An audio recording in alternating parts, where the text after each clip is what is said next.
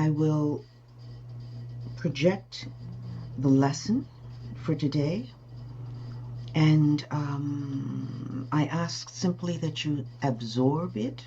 Don't try to hold on to it. Just allow the Devic energy of the lesson to seed you, so to speak, and then we'll go through it bit by bit.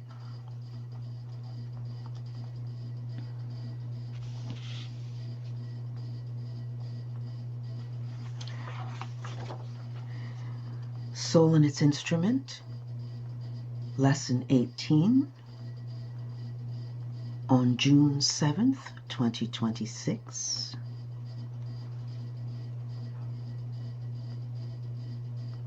Self-Mastery Training via Ageless Wisdom Teachings. In this lesson today, we will cover the areas of the condition of the personality and past actions, acceptance of the disciple's present instrument, attitude concerning personality problems, reasons difficulties are present difficulties as service, healing accomplished through right attitude. We know now that we have a threefold instrument of contact within the world in which we live, and we know also that it is through this instrument that we are obliged to serve.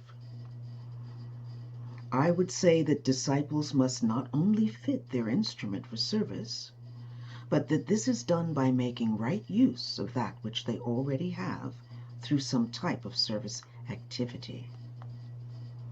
Our equipment, whatever it might be, is karmic, and that until we have used it to the best advantage, we cannot exchange it for better. It would be wise for student disciples to give this serious thought. For even should they discarnate and thus shed the defects of their physical vehicles, they would be forced back under law into like vehicles when again their cycle of incarnation brought them into appearance. We find a condition of procrastination and at times even apathy among aspirants and would-be disciples due to the type of equipment with which they are forced to work. Often they sit back, entering not into service because of some handicap that renders them immobile. This is the common belief among them that later, when they are better equipped, they will take their places among the hard workers of the race. My brothers and sisters, this is not so, for aspirants or disciples will not be better equipped until they have utilized that which they have for the betterment of their brothers and sisters. It is then up to the incarnating consciousness to put its threefold instrument into right use and thereby free itself of that which serves as a handicap. Think on this. For there is among you much distortion anent this subject. All of you, and I say all, with deliberate intent, are handicapped in some manner, in one or more often, all three of the instruments. Some disciples are forced to function through instruments that are more of a handicap than those of their brothers, such as the physically deformed, maimed, crippled, blind, deaf, etc. Many carry the burden of long drawn-out illnesses, pain, what have you, but all share this condition to a greater or lesser degree, dependent upon individual karma. Forget not that there are handicaps found in the astral and mental vehicles, as well as the physical, and that these too must be recognized, understood, and put into right use. In its larger aspect, this condition is planetary karma, the seeds of which were sown long ago in a previous system. It manifests in the various kingdoms in nature, in proportion to the contributing factors associated with that kingdom, and in individuals according to their relative position within their kingdom. That is, their evolutionary status and previous choice. What does this mean to student disciples? Very simply, that their defects, whatever they may be, are the result of 1. A previous choice as to the use made of the instrument. 2. Their evolutionary status, meaning that the instrument is a reflection in time and space of the incarnating consciousness, reflecting, therefore, its growth and lack of growth. And 3. Their service karma, which is a product of the above 2, plus the service plan decided upon by the soul, and this often entails sacrifice. In other words, a soul may build a defective instrument in order to render a specific service. By taking on certain conditions, the more advanced consciousness can serve the race by eliminating the condition as such from the race mind consciousness, or more correctly, by transmuting the condition into its polar opposite. A distortion is transmuted into a perfection. When this is the case, the disciples will be seen to be working, to be serving, because of, not in spite of, the handicap. Thus, consciousness is so advanced that such ones are not apathetic, nor do they procrastinate. Think on this, my brothers. All of these things have to be considered by the disciple as regards healing. All disciples are, to a greater or lesser degree, interested in the art of healing, often because of some difficulty of their own or one of a brother or sister. Once disciples realize what is really meant by spiritual healing, much will be accomplished in the world of form, but it will not be done through undue attention to form. The attention has been given to the wrong aspect, that is, the correction of a physical defect. Thus very little has been done of lasting value. I would have you realize, my brother, that in every defect there is divine intent. Discover that intent, and you will discover the means of correcting the defect. Do not look upon a form manifestation, regardless of its nature, as something which should not be. Realize that divine purpose underlies every appearance, and that purpose is the evolution of consciousness. The appearance of a defect in the instrument is but an indication of an area of consciousness into which the light of the soul has not penetrated. Here, there is darkness. What else but ignorance, my brothers and sisters? Through a process of meditation, acceptance, and right use, the consciousness becomes the recipient of light, and defect is corrected. How is this done? 1. By recognizing the handicap, whatever it may be, as a part of the equipment with which you serve humanity. 2. By accepting that equipment as advantageous and opportune. 3. By meditating upon its divine intent or intended expression in line with divine purpose. And 4, by putting it into right use, expressing its divine intent. Please look to your own equipment as an assignment, discover its defects, so-called, and arrive at an understanding of their divine intent.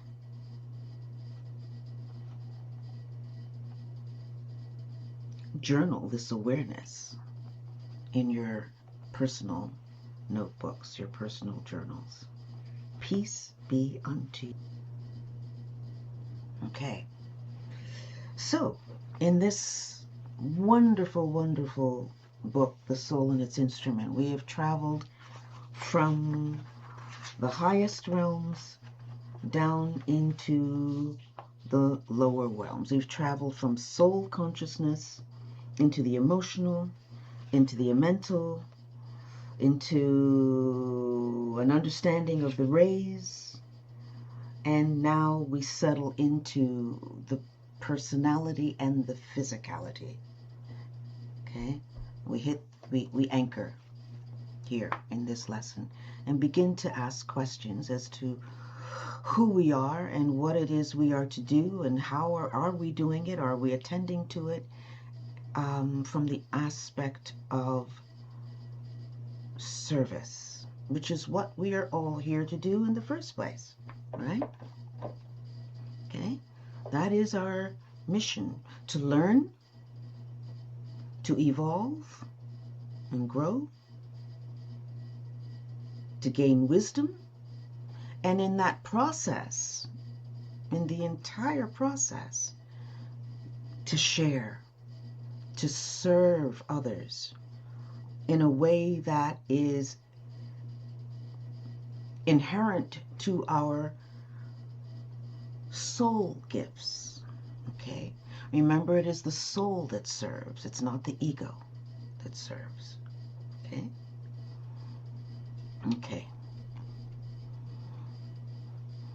We know now that we have a threefold instrument of contact with the world: our mental, astral, physical, etheric, in which we live, and we know also that it is through this instrument that we are obliged to serve. I would say that disciples must not only fit their instrument for service, but that this is done by making right use of that which they already have through some type of service activity. Our equipment, whatever it might be, is karmic in that until we have used it to the best advantage, we cannot exchange it for better.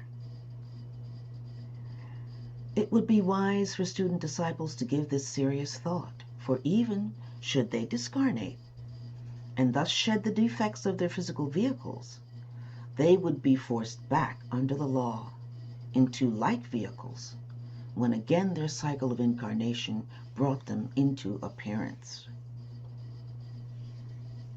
Very interesting, is it not? All right? And this is a major awareness that I think a lot of people, especially Gen Zers right now, really need to know, because there are a lot of Gen Zers I'm becoming aware of who are extremely sensitive. Their vehicles are attuned differently. And the harshness of this world is difficult for them. Okay? And a lot of them, although this particular paragraph is not necessarily speaking to that, but it covers this. A lot of them want to unalive themselves. Okay? A lot of them are unaliving themselves, many, because they just can't handle this. Their energy is, well, it ranges. You know, some can be extremely pure in energy, and others may be having difficulty understanding the nature and the reason for the ugliness that we're experiencing, the appearance of ugliness that we're experiencing in this particular period of time, in this Kali Yuga that we're going through, where everything, when you look at it, when I was looking at this a little bit earlier, and I was realizing that, this whole age, this Piscean age, from the very beginning, was totally about power over. It's been about, Piscean age has been about power over others. And we've seen from the very beginning all the way, if we look at the expanse of time through the centuries, okay, what we have seen is that this particular age, Piscean age, has brought up the shadow of humanity for us to deal with. Okay? When I say for us to deal with, in order for those who are awakening, those who are taking on more responsibility as world servers, light workers, to transmute this energy. That's what it's about. It's transmuting this shadow so that we can move from this age into something new with a different tone, a different frequency, a higher level of evolution, an awareness of where we have fallen short and what needs to happen for us to move forward, okay, in a more purified and wholesome way. An age, as we said, we already know, cannot be built on the old.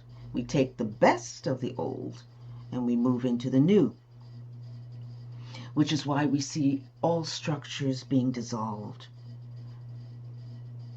right now. Okay? So, in reference to this particular statement, even should they discarnate and thus shed the defects of their physical vehicles, they would be forced back under law, big word there, into like vehicles again, when again their cycle of incarnation brought them into appearance. Bottom line, what that's basically saying is, if we do not use that which we have been given, right? That's what I'm hearing, in a lifetime,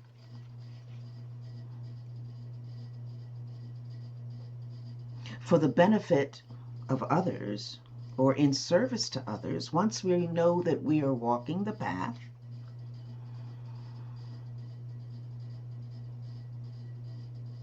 if we fritter away the time and energy, if we are doing little to evolve and develop, then we had just come back and kind of do the same thing all over again, basically at the same level, until we utilize everything we have to move on. Is that what you're getting, guys? Yeah? It's a wake-up call. And the same thing happens with people who commit suicide. Okay? They think they're moving into something. You cannot move beyond where you have not grown as a group. We cannot do that. Okay? So we simply come back and repeat the thing all over again, just in a different form, a different way, but basically the same level. Okay? Under law. I love that. We find a condition of procrastination at times, even apathy, among aspirants and would-be disciples due to the type of equipment with which they are forced to work. Often they sit back, entering not into service because of some handicap that renders them immobile. There is the common belief among them that later, when they are better equipped, they will take their places among the hard workers of the race. This is the aspect of as soon as, right? As soon as, okay? And we can as soon as ourselves through an entire lifetime and then end up where we started in the beginning, okay? Which is not really funny, but at the same time, there's a little bit of humor in it, because we, again, procrastination, which I know very well, you know, and how many of us know procrastination well, if we're honest about it. We come up with all kinds of reasons as to why something is not the right time to do something, okay? Procrastination, really, when you think about it, is a lack of trust in oneself, right? And it's a lack of awareness of one's connection to the divine. It's a lack of making that connection strong and realizing that when that connection is flawless, I keep seeing, you saw the Avatar, right? Everybody saw the Avatar movie. You know, when they got under the tree of what, I don't remember what they called it, but that tree, that beautiful spiritual tree, and it would connect, or what's it? What? Yeah, they would get underneath that tree and it would connect to that aspect of their being, that high, and all of a sudden they would just be in the flow. Okay? They would be in the light. They would be in that aspect of divinity. And it was interesting because that movie never showed you exactly what happened, if I remember correctly. I can't remember. Maybe I need to go back and review it. It's kind of like it was hidden what actually happens, but it's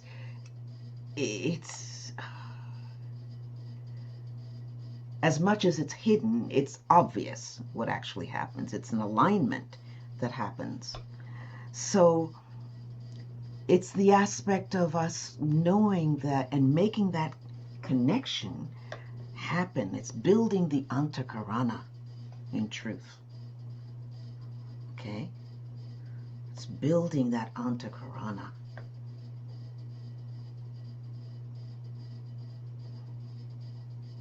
And the flow of energy of that antakarana is deeply connected to that molten core, not only within the earth, as well as the scaffolding of the antakarana that we carry to the heavens, to the divine.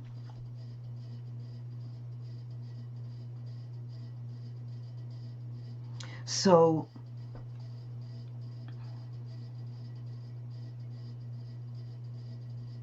there is no better time than now for us to work with whatever it is that comes across our laps or into our consciousness for us to handle, okay?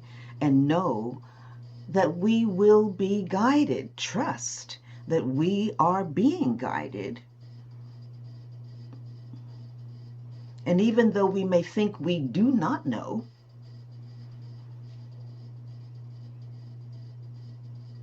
our soul knows.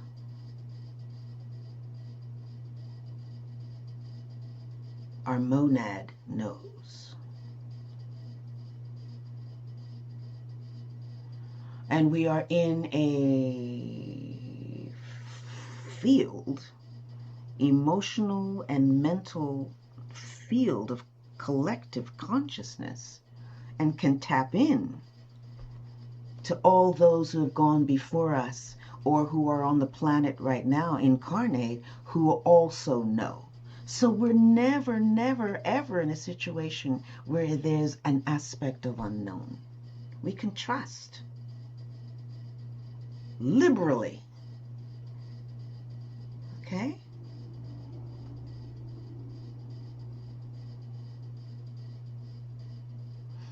If we spent as much time trusting as we do doubting, where would we be?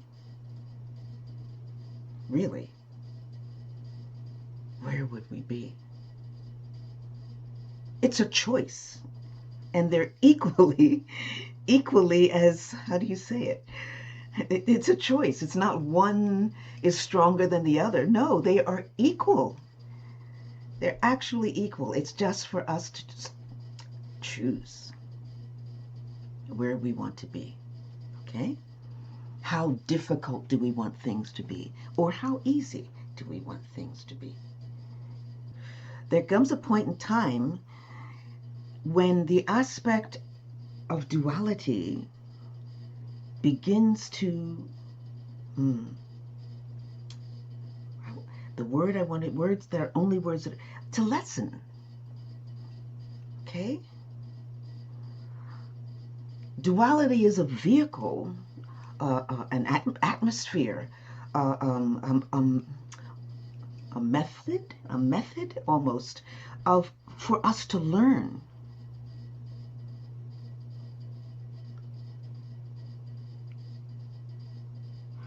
But there comes a point in time when, if one is walking in the path,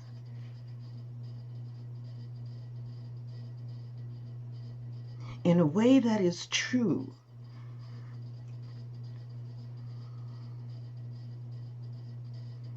determined, dedicated,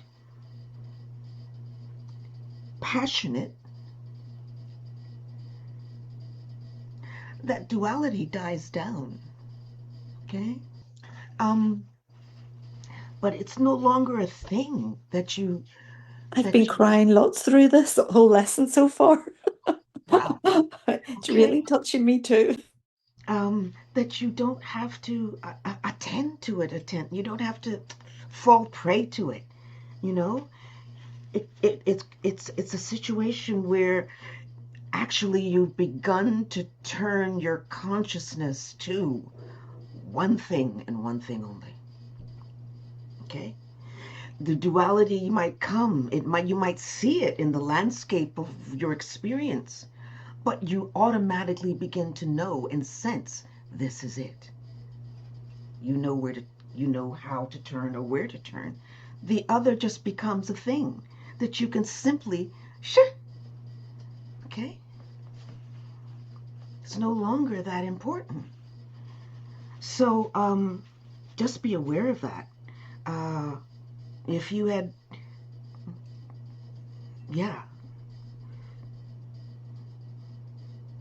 I don't think I would have said that 3 months ago or 5 months ago, but it's something that it's a realization. It's a realization now. So let's continue. I'll share. Procrastination. So look at the ways that we procrastinate. Look at the way that you procrastinate and the reasons that you use to do that. And this is not to say that sometimes waiting to do something is not important. Okay? Because sometimes in the process of that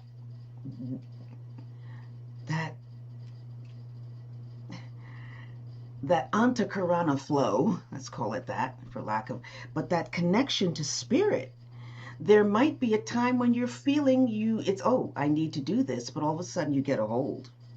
You get something says hold, wait. Okay? That's different than procrastination. That's communication. That it's just not the right time. Okay? Maybe there are other things that need to be built in that maybe you didn't look at. One. Okay? Or maybe the time to move is dependent on something that is unseen or unknown. It might be in accordance with the new moon or the full moon, or if it's about just be aware that there's a difference between procrastination, I don't want to do something because ... and the opposite of that, being overzealous and running to do something because you don't want to think that you're procrastinating or feel that you're procrastinating, and really you miss the connection as to when right time is for you and your alignment, okay? Sometimes you might hear, do this now. You might feel very strongly, this needs to be done today, or this needs to be done in the morning, this needs to be done in this time. It might be so strong in your being. Follow that. Don't doubt it. Okay?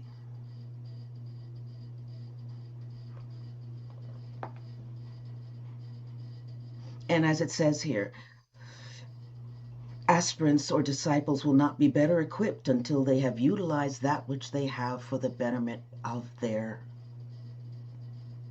brothers and sisters, okay? For the betterment of humanity on the whole, as a whole. So if you remember going back, and this is something that we'll deal with in Nature of the Soul class when we do that more deeply, service is not any milly-nilly thing that the ego wants to do. That's not service. Okay? Service is a characteristic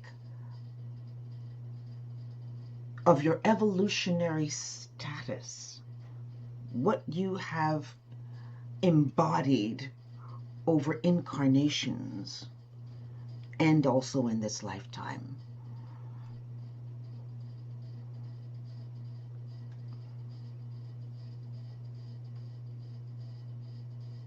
And your talents and gifts, okay? That's and how you are being called to use them. Service is that work that your soul is here to do. It's not about the personality. Okay? That's the difference between this service that's being spoken of here.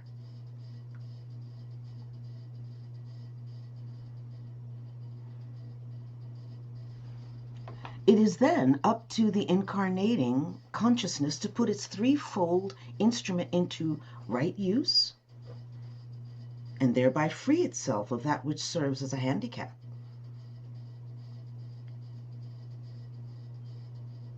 Think on this, for there is among you much distortion anent this subject. All of you, and I say all with deliberate intent, are handicapped in some manner, in one or more often all three of those instruments. Very, very powerful statement that we often don't take into consideration. What is our mental flaw or handicap? What is our astral or emotional handicap? What is our physical handicap? We usually think of handicap as being only physical. But here he spells it out so clearly. Some disciples are forced to function through instruments that are more of a handicap than those of their brothers, such as Stephen Hawking's, okay? Whose handicap, oh my goodness, physically was amazing, but mentally, I mean, the man was of another planet completely, okay? Just amazing. almost like a demigod, and half human, half superhuman. Okay, half human, half God, in his form, and he shared. And he made sure that everyone, he laid out the principles as needed to be understood in that field of his gift and interest. So, some disciples are forced to function through instruments that are more of a handicap than those of their brothers, such as the physically deformed, maimed, crippled, blind, deaf, etc. Many carry the burden of long drawn out illnesses, pain, what have you, but all share this condition to a greater or lesser degree, dependent upon individual karma. Forget not that there are handicaps found in the astral and mental vehicles as well as the physical, and that these too must be recognized, understood, and put into right use. In its larger aspect, this condition is planetary karma, the seeds of which were sown long ago in a previous system. Remember, as humans, we are the brain cells of the planetary logos. Okay? The planetary logos is that another form of a way of saying the divine, the God, okay, of this planet. It's the planetary logos is the being that inhabits this particular planet. And we are its brain cells, okay?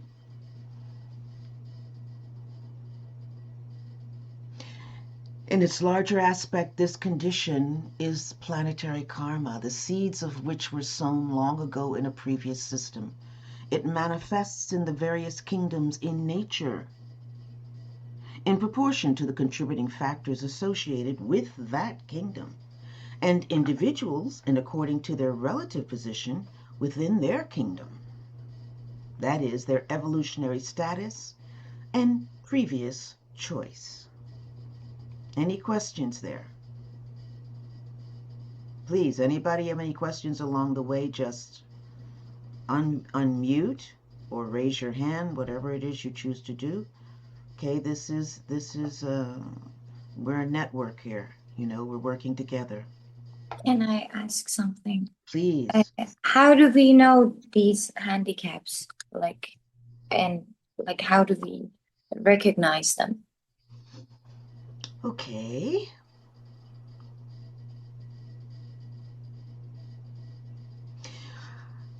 They are patterns of thinking that we default to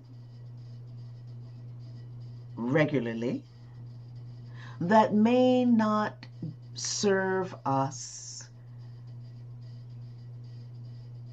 and our environment or those around us in a positive way. Okay? Okay? Same thing with astrally. They are patterns of acting or reacting that constantly come up, that show themselves, I gotta work on this. This default position is not working for me. Okay? There's got to be something better that I can do. Okay? Go ahead, Christopher. I'd like to, but please finish your thought. No, I think I rounded down. Okay. Thank you. Yeah, your words in response to Maya's question triggered Martin Luther King's letter from a Birmingham jail when he says that certain, man-made systems, segregation, for instance, create a false sense of superiority in the hearts and minds of others, and yet also a false sense of inferiority in others in the case of Beautiful. And so is that an example, these false senses of superiority or inferiority, are those the things that is that related to Maya's question? Is that a thing that's sort of Okay, so how do we how do we recognize these defects was her question, so to speak. Is that right, Maya? Is that what you said? Yeah, how do we recognize? Yes, they are okay. Perfect. Thank you. Thank you. I appreciate that, Christopher. Very well put.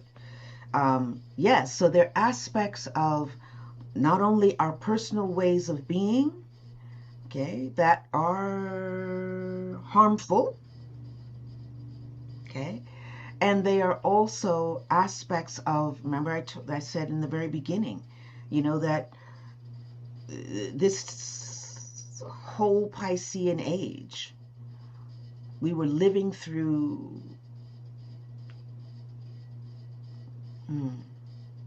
the shadow of humanity overall, okay? We have been living through the shadow of humanity, and it's recognized if we take a snapshot of each of these ages, we see what each one created: a false sense of superiority, okay, power over, as well as enslavement on the other side, or a false sense of superiority, the mechanistic age, okay, and yet control to make sure that the collective was only educated to serve that realm, that aspect, okay, of manufacturing, and not reaching for anything beyond that, but just again still enslavement. So yes, these are the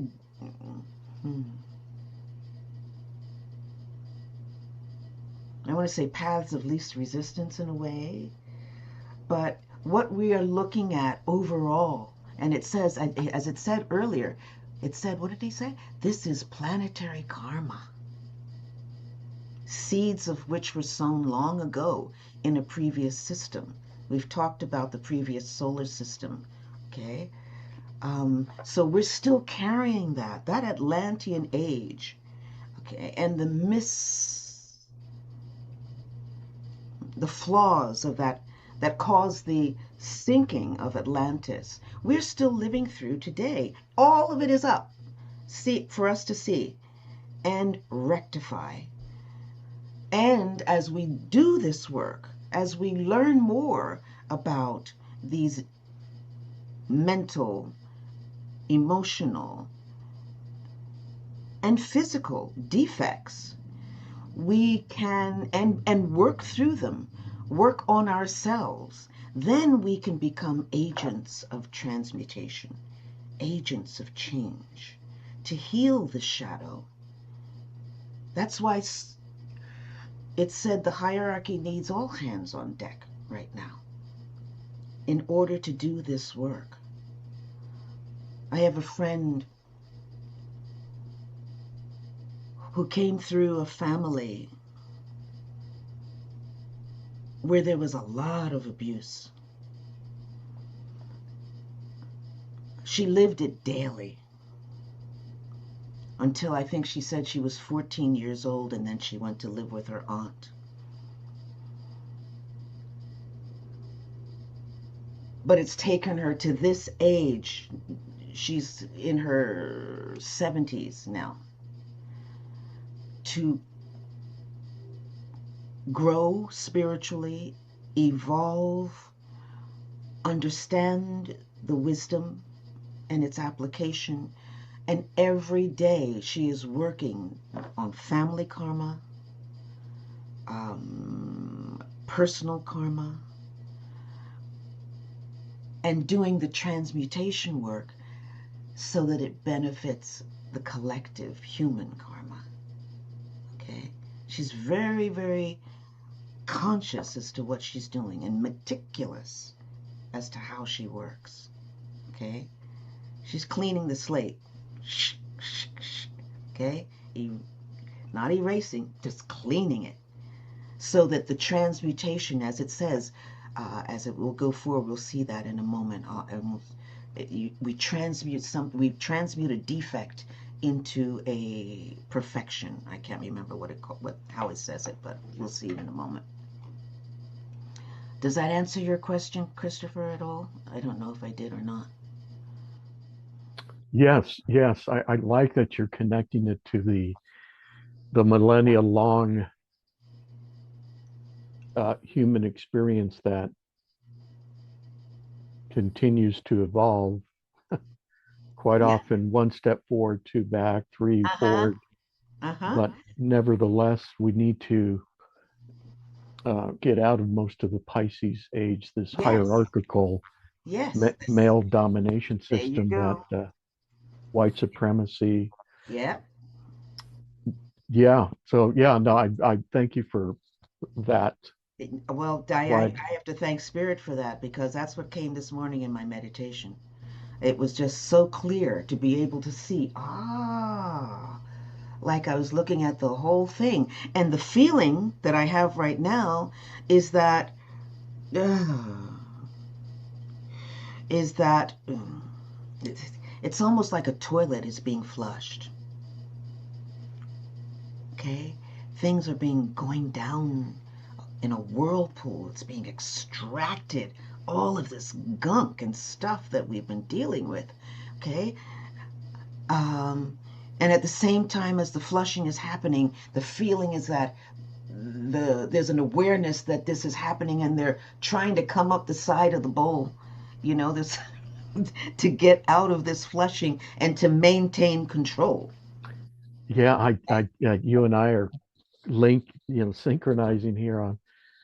I was just thinking of, in the political environment, Yes. it is, it has become apparent that this ancient, toxic, patriarchal system doesn't care, and it's saying, it's demonstrating the fact that it is threatened and it must reimpose whatever power it think it has, and yet, that toilet water continues to pull it down. But I think part of our work is to push that system, out of the planet. Yes, that's the transmutation work, among other things. There's a lot of work that needs to be done. It's not just about, uh, oh, oh, yes, um, there's an aspect of cleansing, repurposing, before there can be an aspect of restoration and building. Okay? That's where we are right now. It's a very critical period of time we're in. And things like methods like the Ho'oponopono are. This is a method that you can use for your own things, your own stuff that you need to work on, family stuff, environmental, emotional experiences, mental obstacles, so forth and so on, like that. Okay, it's called a transmutation technique, and I will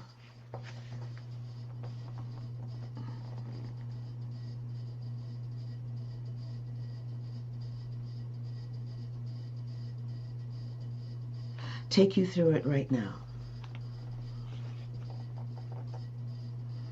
so that it's actually in the recording. Okay, and it can be utilized over and over again. And if you've sent me your email address, I will send it to you directly, that you can use it over and over again. There are many aspects of this transmutation technique. There are many transmutation techniques. The Ho'oponopono, if you're familiar with the Ho'oponopono, which comes from Hawaii, the kahunas in Hawaii, powerful transmutation technique. I can send you that one too, if anyone would like. How many of you have heard of the Ho'oponopono? You know the Ho'oponopono? Yeah? Okay, two of you. So two of you would need it. Okay. I've used the Ho'oponopono almost religiously for a long, long time in my life. And I'm amazed at how it works. It vacuums up the negative energies, the consciousness around it, the feelings around it, the ancestral lineages behind it or within it. It hoovers up the whole thing, okay, and puts it, and it's like all transmutation techniques, by the way, are like peeling an onion. You get the first sheath off, and then there's a stuff underneath, and you go deeper and deeper and deeper until all of a sudden there is nothing else, okay? And what you're doing is shifting that dark energy into light with a capital L, okay? Which is what we're here to do.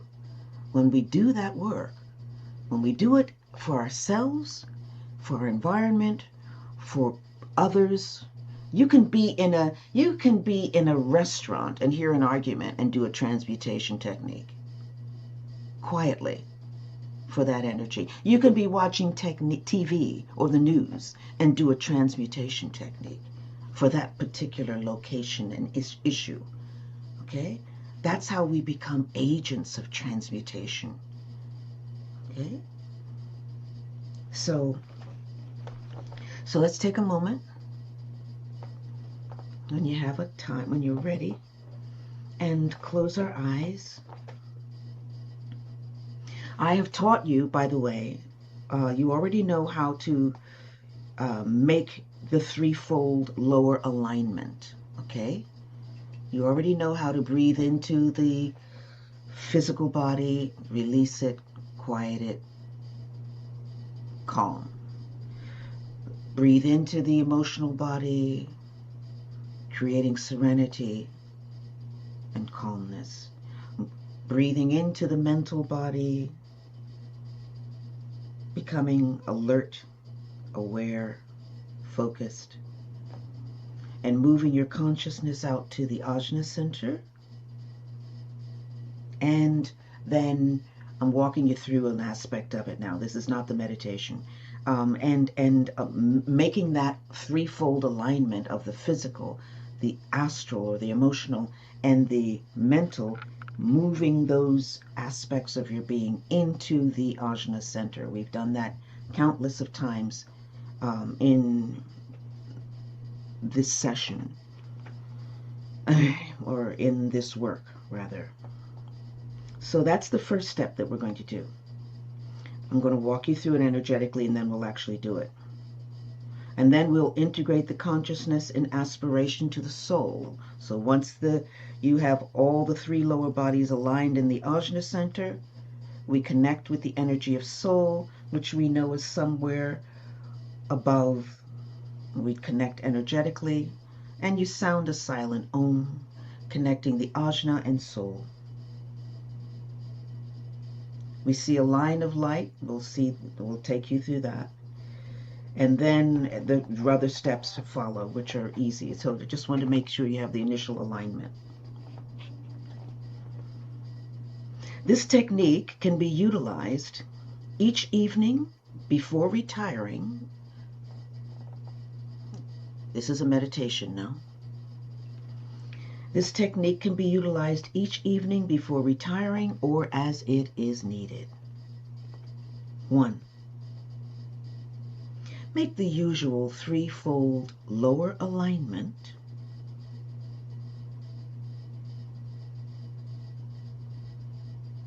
Take a deep breath. Relax the physical body.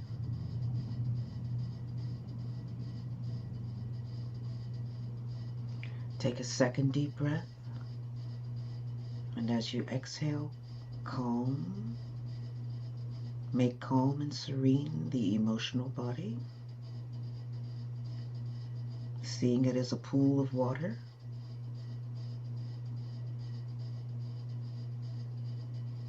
Observe the surface of the water.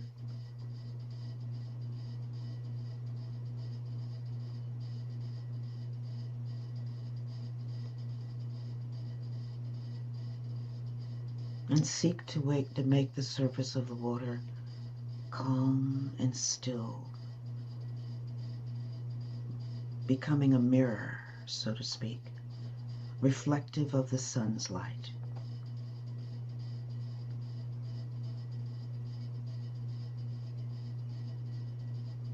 Take another deep breath into the mental body.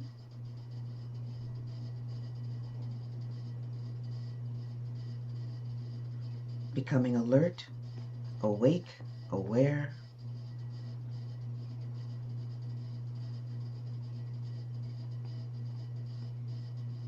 As you look out through the center of your forehead to the Ajna center 2 to 3 inches beyond the forehead, beyond the brow. Move.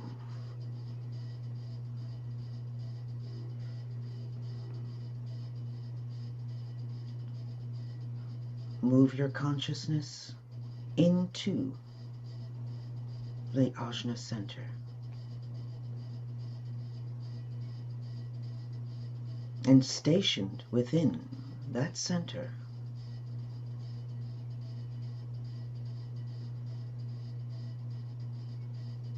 which is the center that controls all the chakra centers below it,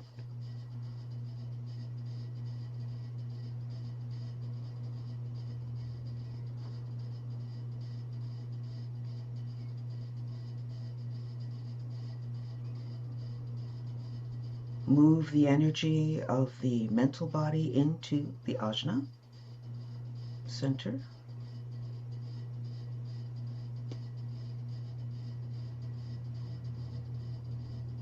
You can do it with the breath. Move the astral body up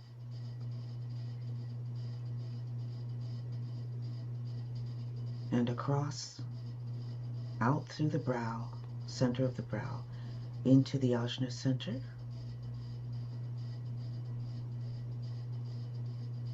And move the energy of the physical body that you calmed and made relaxed up through the central channel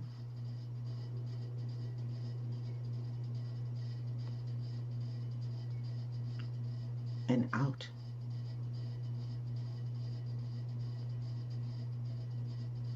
into the Ajna center, and see them in the form of a triangle.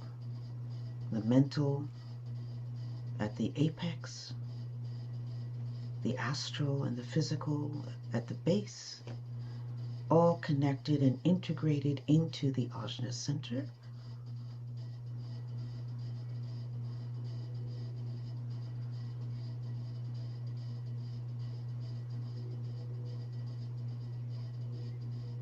And now looking upward, above the top of the head, diagonally from the Ajna center, above the top of the head,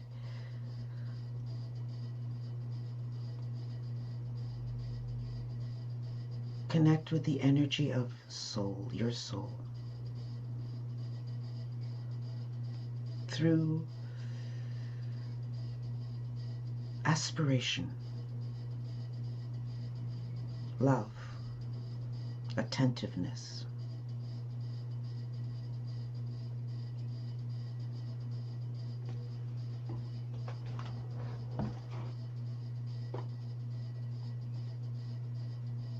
And when you feel that connection still within the Ajna center, sound a silent Om. And allow that energy to resonate.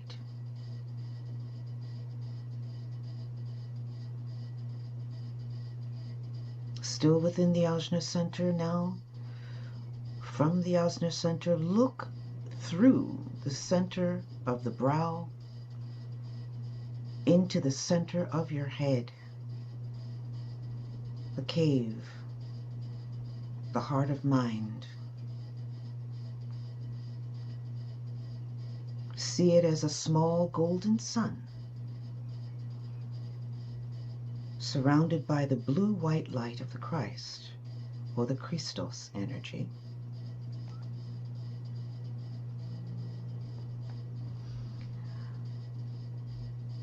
And see a line of light that connects the Ajna center to that heart of mind, or the cave in the center of your head, about 2 inches behind the eyes and maybe a little bit above.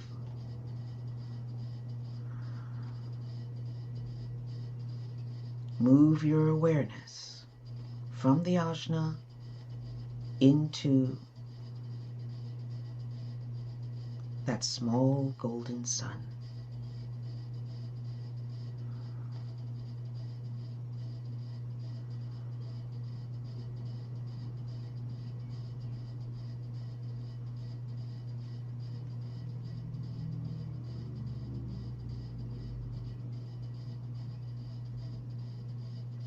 Integrate the consciousness in aspiration to the soul.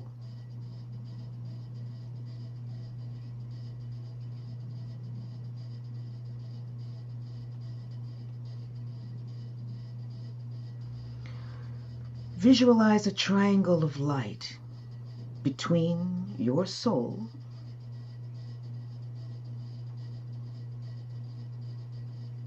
and yourself as the observer in the ajna. So the apex of the triangle, or let's say the base of the triangle, will be between soul and the ajna center.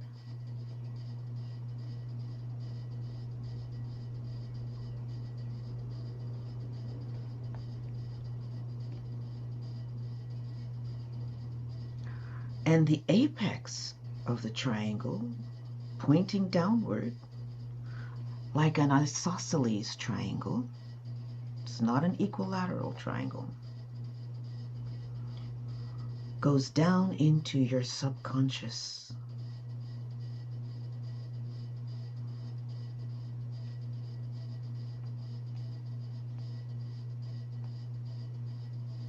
See that alignment between soul, above the crown, ajna, and the subconscious mind below the threshold.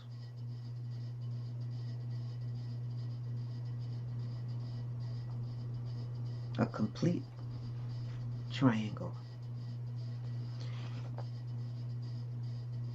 Hold in the ajna center a situation that needs to be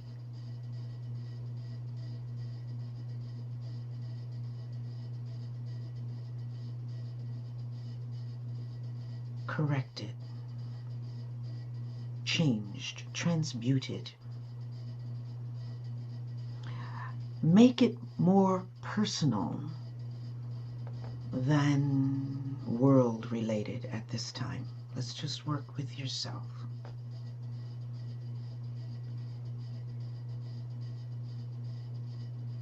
Pick a flaw to focus on in the ajna.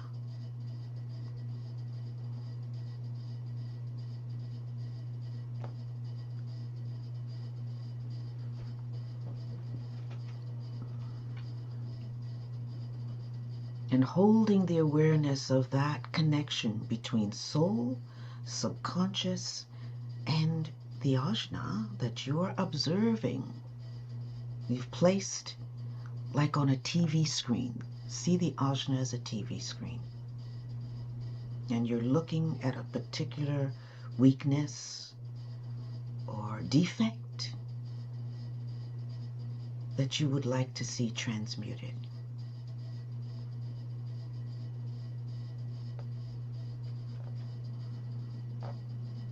Observe the defect. Does it have many sides to it? Many aspects to it? When does it raise itself? When does it become noticeable? How debilitating is it to you?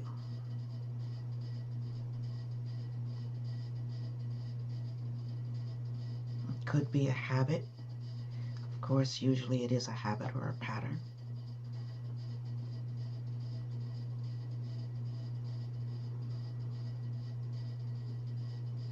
On any of the levels, physical, emotional, or mental. And when you have a good picture of it on your ajna screen, repeat slowly and carefully to yourself the following statement.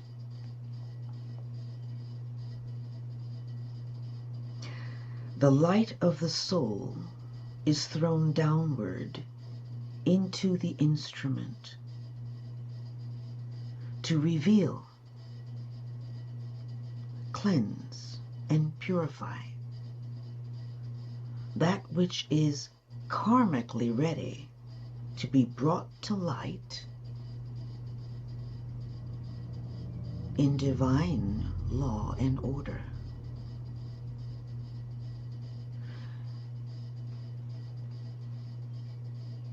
I stand clear, observing only, which means that you stand at a point of neutrality.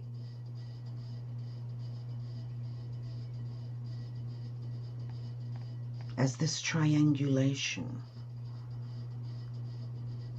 activates the subconscious mind, the soul, and that which is on your ajna screen.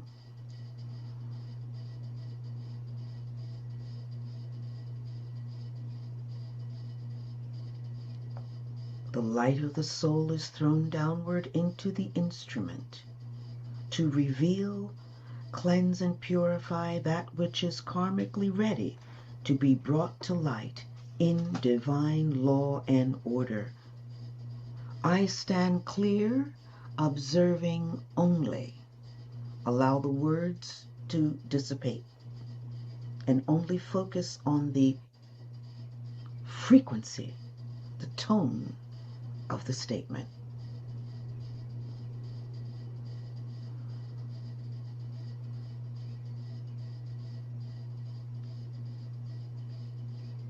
And as though you're sitting on a flying carpet, allow yourself to fly or move with ease across the expanses on the tone and frequency of the statement, the ring of that statement itself. Allow that to occur.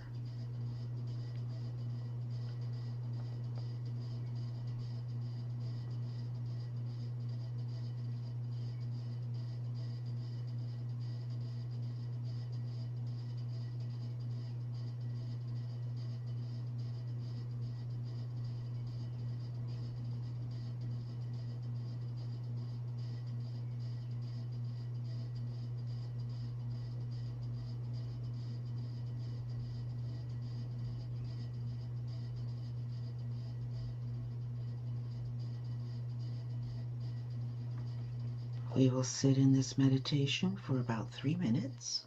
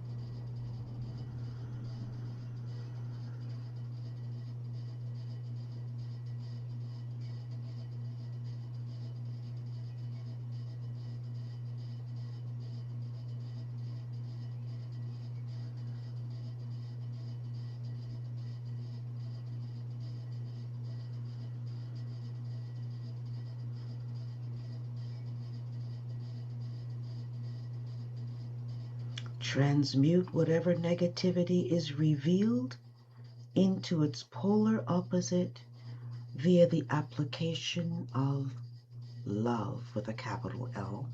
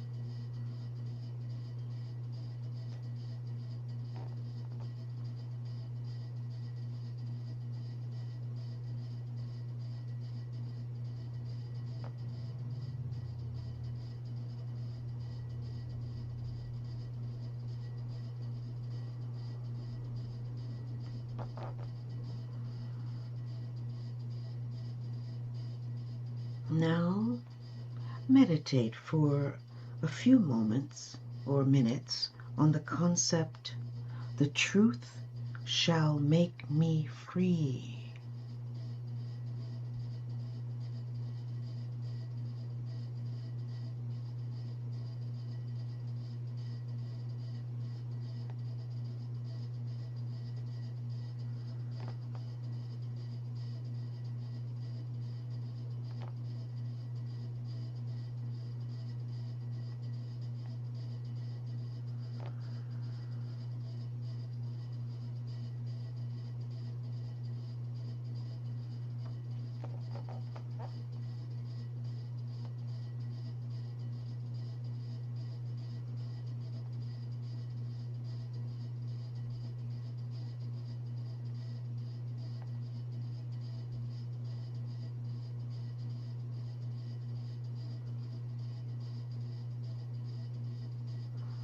And radiate the light of truth through your instrument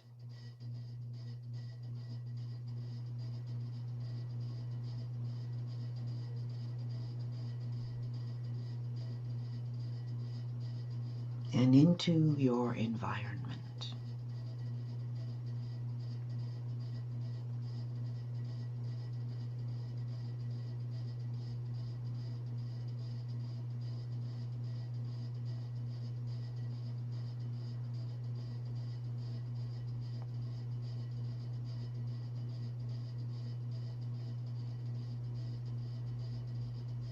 And sound a silent Om.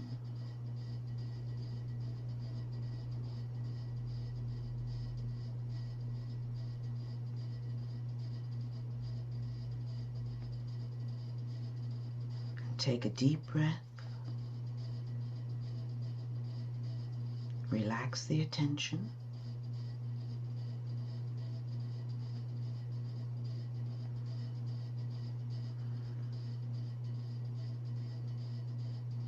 And return to normal focus.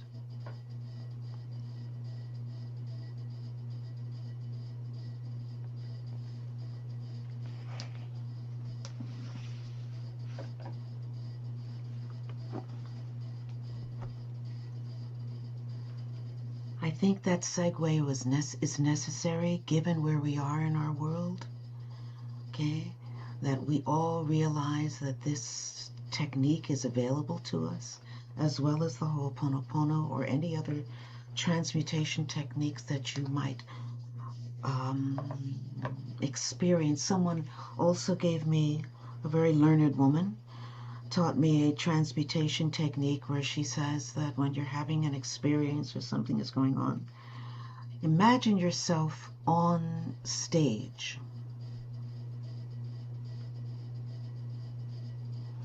with all of the players that are involved in that particular scenario also on stage with you.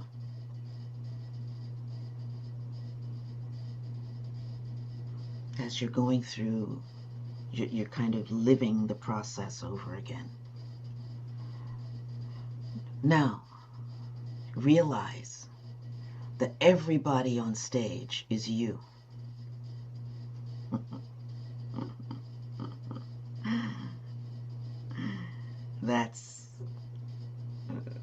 That gives you a totally different perspective on everything, okay?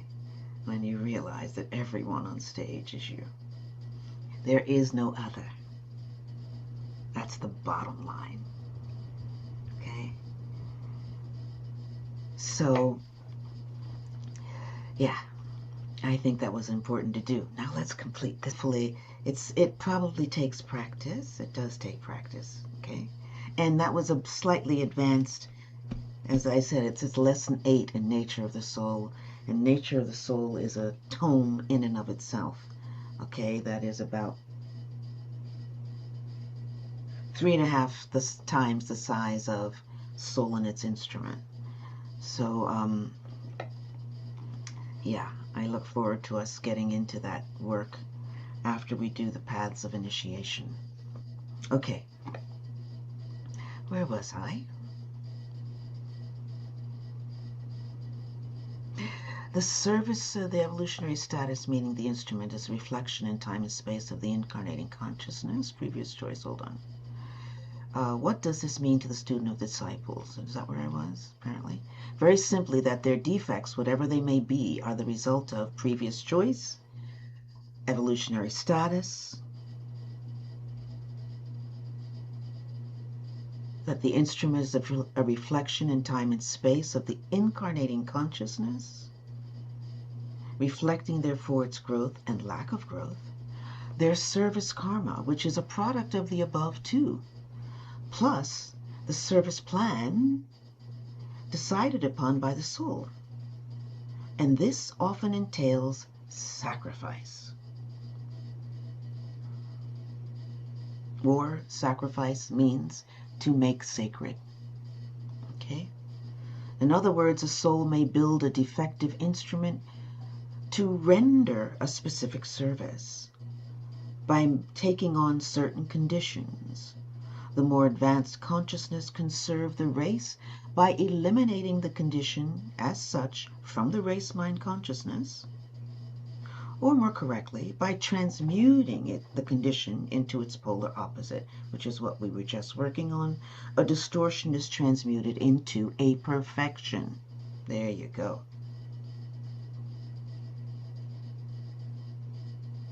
When this is the case, the disciples will be seen to be working, serving, because of, not in spite of, the handicap. The consciousness is so advanced that such ones are not apathetic, nor do they procrastinate.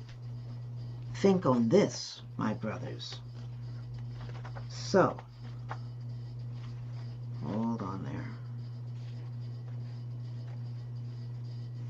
So we have examples of this in Nelson Mandela, Stephen Hawking, I mentioned, Gandhi, Helen Keller,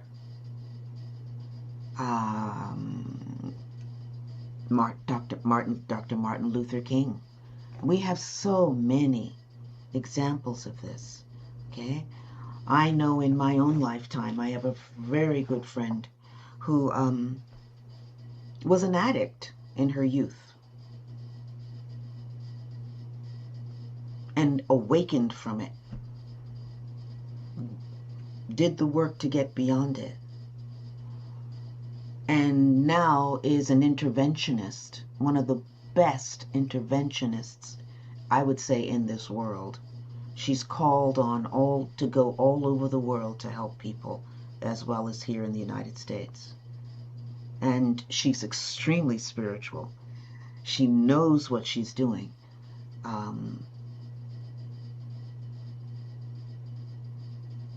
Yes.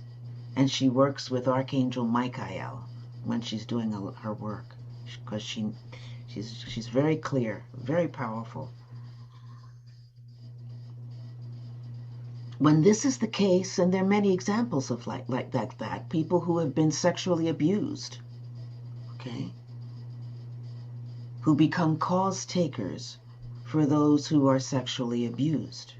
People who, look at Malcolm X, okay?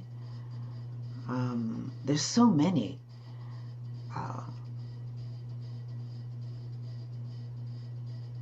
Who use or turn a negative situation into a positive and become cause takers for humanity as a result. When this is the case, the disciples will be seen to be working, to be serving because of, not in spite of the handicap. Okay? We said that already. All of these things have to be considered by the disciple as regards healing. All disciples are, to a greater or lesser degree, interested in the art of healing, often because of some difficulty of their own or another that they know. Once disciples realize what is really meant by spiritual healing, much will be accomplished in the world of form, but it will not be done through undue attention to form. The attention has been given to the wrong aspect, that is, the correction of a physical defect. Thus, very little has been done of lasting value because it doesn't go deep enough. We already know that in healing, right, the malady begins in the emotional level. Then it moves to begins on the mental level. The mental level. Then it moves to the emotional level. If it's not handled on those two levels, then it concretizes or crystallizes in the physical. Okay? So this kind of work, this work of transmutation, is paramount for healing. Collectively, individually, worldwide, planetarily.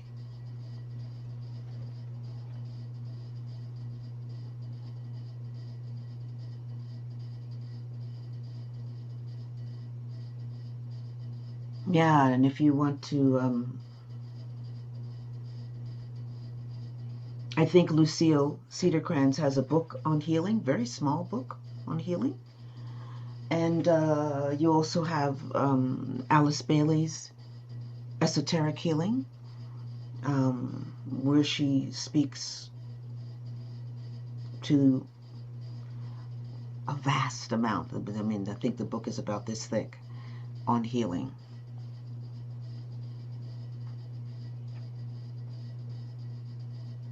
I would have you realize, my brother, in every defect there is divine intent. Discover that intent, and you will discover the means of correcting the defect. Do not look upon a form manifestation. Don't get stuck in the form or what it is you're seeing, regardless of its nature, as something which should not be. Realize that divine purpose underlies every appearance, and that purpose is the evolution of consciousness. Okay? So,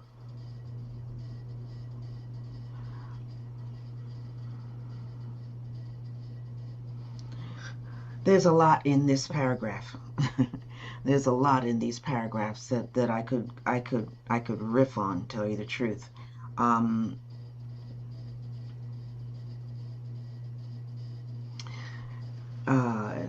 In my meditation this morning, and this was before I even got into this particular lesson.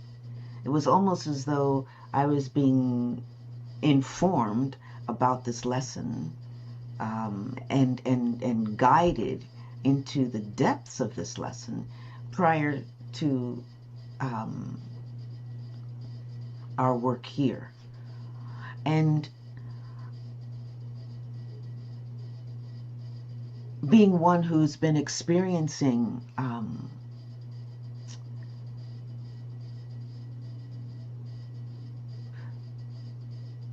arthritic symptoms, okay? I've been one who was extremely flexible in my youth, very athletic, used to run 5 miles a day, and among other things, karate, dance, all of those things that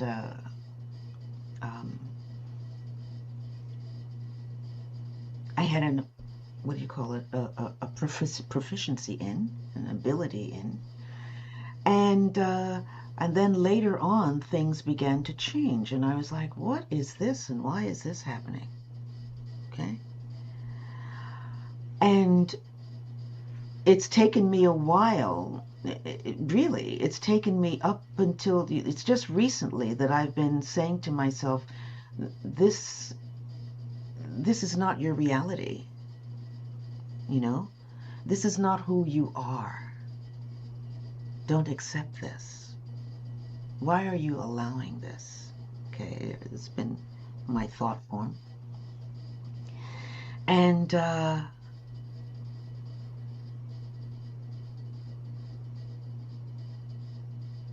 when I do that, or when the results of which, let's put it that way, the results of which is sensing a shift that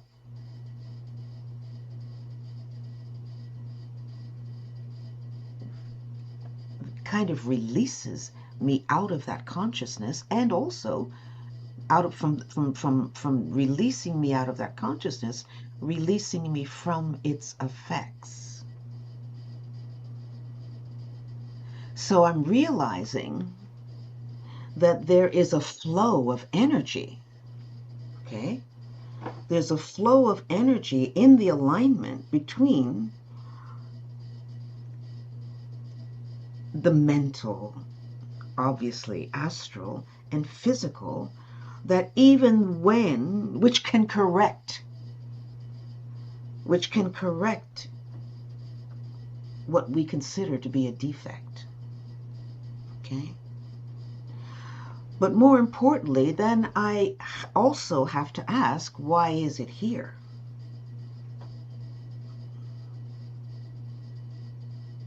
What allowed this shift? And there are a number of reasons I can see. Physical,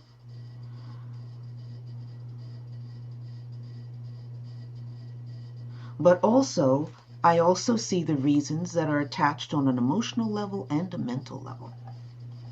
Okay? I see them.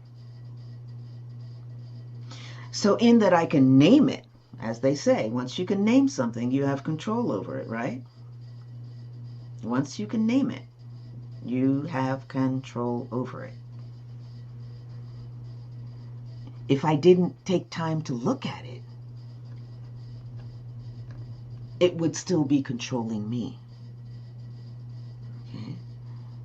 So realize that that connection is fluid. What we see as a manifestation of a defect in physical form does not have to, depending, again, I'm going to say depending on the issue. If somebody comes into this world and goes through something like Stephen Hawking's did, okay, that's a totally different thing.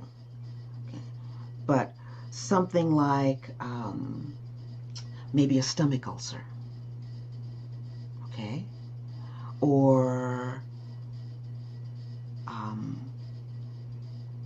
they say when something gets to the level of the bones, that's the densest of areas, correct? That's the densest of areas. But I'm sensing that there can be an amelioration of that energy through consciousness and not allowing the kind of consciousness that caused it to stay. It's an aspect of transmuting that energy, lifting ourselves out and above that energy, and putting the light of the divine on it, being honest and truthful about it. Okay, it can shift things. I know that I'm speaking in the abstract on this. I'm very aware that but it's a sense. I haven't gotten it. I don't have it all anchored yet, but it's a sense. Okay.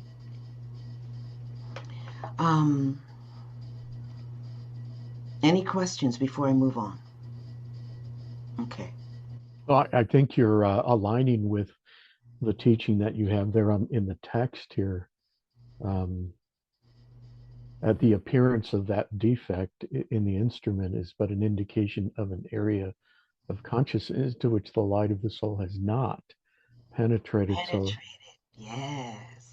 and as you mentioned, the light of the soul, I like how you describe it, honesty, transparency, Yes. is there to,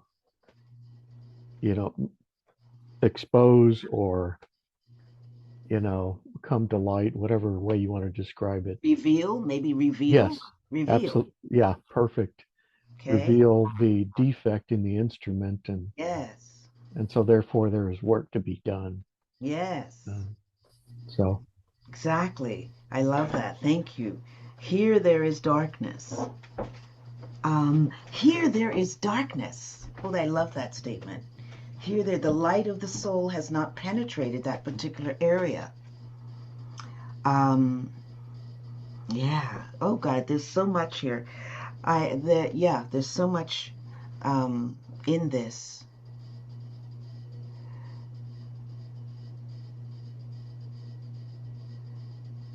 You can there are moments that one can actually, as we did, use the seed thought in the transmutation technique.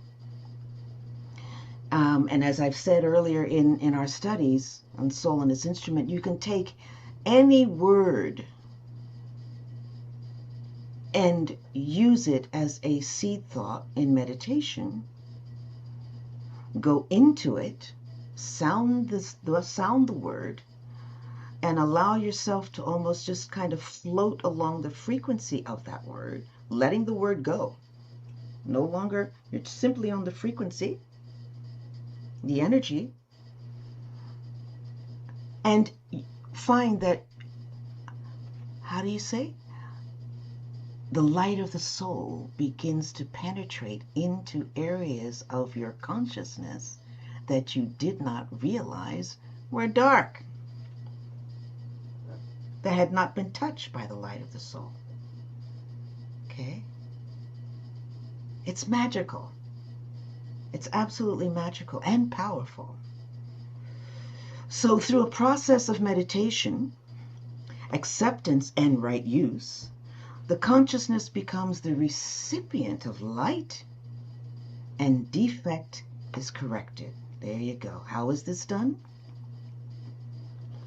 1, by recognizing the handicap, whatever it may be, as part of the equipment with which you serve humanity.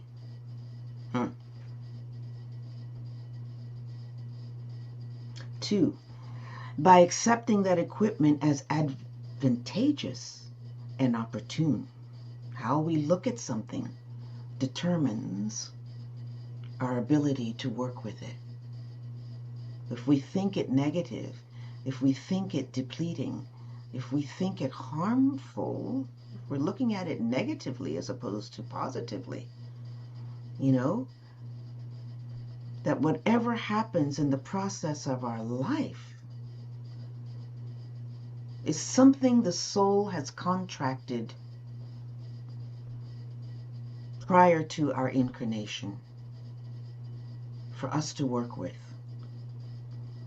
in order for us to evolve, one, and assist others, two, through the recognition of the energy and in its totality. Okay? Which means we become wise as to what's actually going on. We can discern and see it from different angles because we've done the inner work. We've not looked at it from on just one plane alone. We've kind of multi-tiered it and looked at it from a more holistic perspective that gives us insight that we can not only see and recognize in others, but also convey and share with others as they so need. Okay? You can't assume that everybody is going to be ready to hear simply because we know. We have to wait for the right moment. It might not be our job. It might be someone else's job.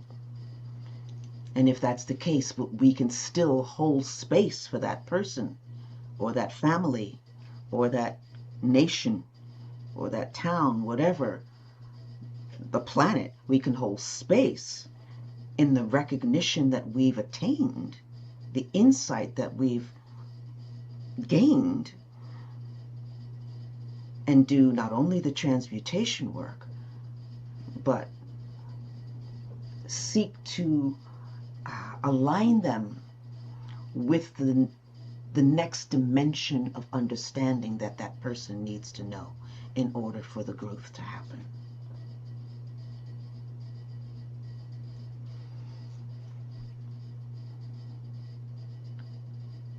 By meditating upon its divine intent or intended expression in line with divine purpose.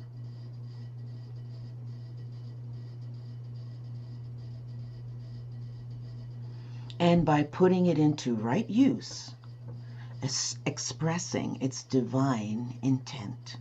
That's the aspect of service. All of these are the aspect of service.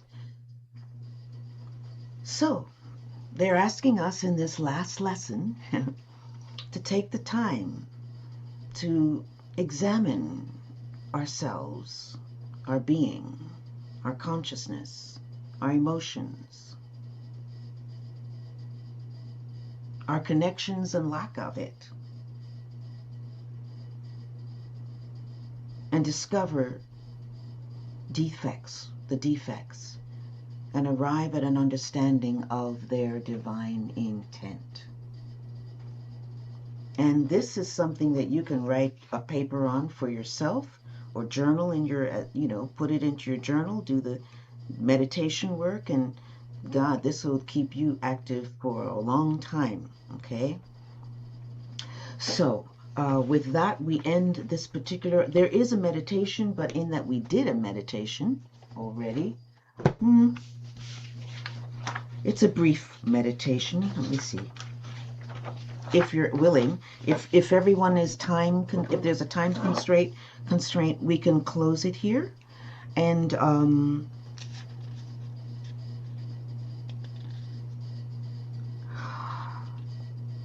I ask that you get this book, The Path of Initiation. And we will go through Path of Initiation together. It's there's 2 volumes in this one little tiny book. And it gives us a deeper foundation of the teachings before we jump into the jet, let me call it that way, of nature of the soul. Okay? And I think there are 18 lessons all told between volume 1 and 2, just total of 18 lessons. And they are simple yet have a lot of depth, okay? And we will start that the week after next, okay? Any questions, any statements, anything that you'd like to say before we end this session? I want to say thank you. Thank you so much for being apt and, attentive students to this work that we've been doing. I really have enjoyed teaching it to you and sharing it with you. And I hope that it really, you are aware of a sense of developmental flow in the process from the time we began to where we are now. Okay? With that, I thank everybody, and I look forward to seeing you all. Okay? Okay. Till next time, everybody. I love Thank you you. all. I love everyone too. Bye-bye.